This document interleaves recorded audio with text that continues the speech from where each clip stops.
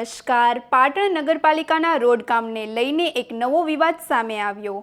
વેચુખાડ વિસ્તારમાં ખાનગી જમીન પર રોડ બનાવવામાં આવ્યો હોવાનો આક્ષેપ. લાખો રૂપિયાના ખર્ચે તૈયાર કરાયેલા આ રોડ પર જમીન માલિક દ્વારા ફેન્સિંગ કરી રસ્તો બંધ કરી દેવામાં આવતા સ્થાનિક રહીશોની અવરજવર ખોરવાઈ. વોર્ડ નંબર 10ના કોર્પોરેટર વિપુલ ઠક્કરે સમગ્ર મામલે ગંભીર સવાલો ઉઠાવતા પ્રજાના ટેક્સના નાણાંનો બગાડ થયો હોવાનો આક્ષેપ કર્યો. બીજી તરફ જમીન માલિકનો દાવો છે કે રોડ તેમની ખાનગી માલિકીની જમીનમાં બનાવવામાં આવ્યો. હાલ મામલો ચર્ચાનો વિષય બન્યો અને સ્થાનિકો દ્વારા સ્થળ તપાસ કરી જવાબદારો સામે કાર્યવાહી કરવાની માંગ ઉઠી.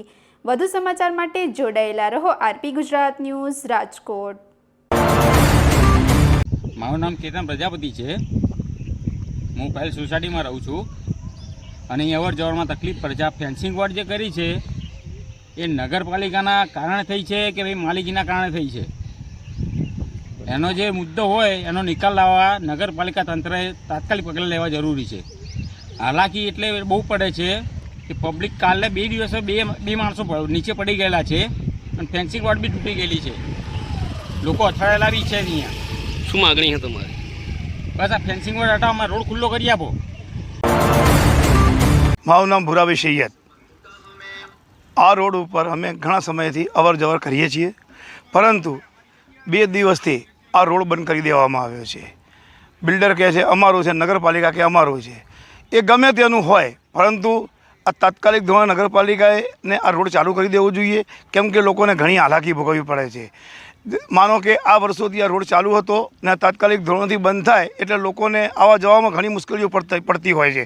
તો અમે નગરપાલિકાને એમ કહેવા માંગીએ છીએ કે બિલ્ડરની હોય તો પણ ઠીક છે અને નગરપાલિકાની હોય તો પણ ઠીક છે, પણ તાત્કાલિક ધોરણે આ રોડનું નિરાકરણ લાવો અને રોડનું કામકાજ ચાલુ કરો, જેનાથી કરીને લોકોને આવવા જવામાં મુશ્કેલીઓનો સામનો કરવો ના પડે. આ રસ્તો માલિકીની જગ્યામાં બનાવવામાં આવ્યો છે કે નહીં એ વિવાદને પહેલાં હું એ કહેવા માંગીશ કે 2023માં કારોબારી સમિતિએ એક ઠરાવ કર્યો હતો અને અહીંયા આ રસ્તો બનાવવાનું નક્કી કરવામાં આવ્યું હતું. રસ્તો એટલે રોડ રિસર્ફેસિંગ કરવામાં આવ્યું હતું. એ પહેલાં આ રસ્તો હતો જ અને 2021માં બિલ્ડરે નગરપાલિકા પાસે બાંધકામની પરવાનગી માંગણી કરેલી છે, જે આજ દિન સુધી ત્યાં બાંધકામ તો થયેલું નથી. એટલે 5 વર્ષ સુધી એ જગ્યા એમને એમ પડી રહી છે. જ્યારે એને બાંધકામની પરવાનગી માંગી અને જ્યારે એને જમીન ખરીદી ત્યારે પણ એને રસ્તો પોતાની જગ્યા માપી અને નગરપાલિકાને જણાવવું જોઈતું હતું કે નગરપાલિકાનો આ રસ્તો છે. આ લાંબા સમયથી ભોગવટો કરવાવાળો રસ્તો છે. એટલે કે મીરા દરવાજા ભીલવાસથી થઈ અને સિલિકોન સુધીનો જે રસ્તો છે એ લાંબા સમયથી આનો ભોગવટો થઈ રહ્યો હતો. એટલે જ્યારે બિલ્ડરે જમીન ખરીદી તે સમયે પણ નગરપાલિકાને કોઈ પણ પ્રકારની ઇન્ટિમેટ કરી નથી કે ભાઈ આ મારી જગ્યામાં રસ્તો છે. ત્યારબાદ 2023માં કારોબારી સમિતિએ રસ્તો બનાવવા માટે થઈને કીધું ત્યારે પણ એને કંઈ કર્યું નથી. 2021માં પોતે પરવાનગી માંગી છે ત્યારે પણ એને કોઈ વિવાદ ઊભો કર્યો નથી. અને હાલ એને આ લાંબા સમયથી નાગરિકો જે વાપરી રહ્યા છે તે રસ્તાના ઉપર તેને જે ફેન્સિંગ મૂકીને જે કામ કર્યું છે તે ખરેખર એને ગેરકાયદેસર કૃત્ય કર્યું છે. એટલે આવી રીતે એ કોઈ રસ્તો બંધ કરી શકે નહીં, કારણ કે એ જે વિવાદવાળી જે જગ્યા છે એ અમારા નકશાને એના મુજબ ફક્ત 33 મીટરની થાય છે, એનાથી વધારે જગ્યા છે નહીં. એટલે નગરપાલિકાએ અને નગરપાલિકાની કારોબારી સમિતિએ જ્યારે રસ્તો બનાવવાનો અહીંયા ઈરાદો જાહેર કર્યો અને ઠરાવ કર્યો તે સમયે એમને વાંધો વિરોધ લેવાની જરૂર હતી. બાકી આમાં નગરપાલિકાએ કે નગરપાલિકાની કારોબારી સમિતિએ કંઈ જ ખોટું કર્યું નથી. રસ્તો લાંબા સમયથી હતો જ, એટલે જ્યારે રિસર્ફેસિંગ કરવામાં આવ્યું ત્યારે જે રોડ હોય એના ઉપર જ તો જે સમયે રસ્તો બન્યો હતો તે સમયે એ બધી બાબતો આવતી હતી. હવે આટલા વર્ષો પછી એ માલિકીનો વિવાદ ઉપસ્થિત કરવો એ અસ્થાને છે, કારણ કે સુખાધિકારનો કાયદો પણ નગરપાલિકાની તરફેણમાં રહેશે. સુખાધિકારનો કાયદો છે. નગરપાલિકા અધિનિયમ મુજબ નગરપાલિકાને કોઈ રસ્તામાં સીધી લીટી આંકવી હોય તો એ બાબતની નગરપાલિકાઓને સત્તા પહોંચે છે અને સુખાધિકારનો કાયદો છે એ બાબત પણ નગરપાલિકાની તરફેણમાં રહેશે. ના, જમીન માલિકીની અંદર રસ્તો બનાવી દીધો છે એવું નહીં. જમીન માલિકે પોતાની જગ્યા પોતે સિક્યોર કરવાની જરૂર. જ્યારે ખરીદે છે એ આપ જમીન મહેસૂલના ને બધા જે કોઈ બીજા કાયદાઓને પ્રમાણે જશો તો જ્યારે તમે કોઈ પણ પ્રોપર્ટી ખરીદો છો ત્યારે એ પ્રોપર્ટીની ચોકસાઈ અને એનું ટાઇટલ ક્લિયર જોવાની તમારી ફરજમાં આવે છે. તો એ બિલ્ડરની જવાબદારી હતી કે એ જમીન ખરીદે છે તો એની જમીનમાંથી રસ્તો પસાર થાય છે કે નથી થતો. એ નગરપાલિકાને ચકાસણી કરવાની જરૂર નહીં હોતી. એ ખાનગી માલિકોની પહેલી ફરજમાં આવે છે. અને એના પછી નગરપાલિકાની હોય છે ફરજ તપાસ કરવાની.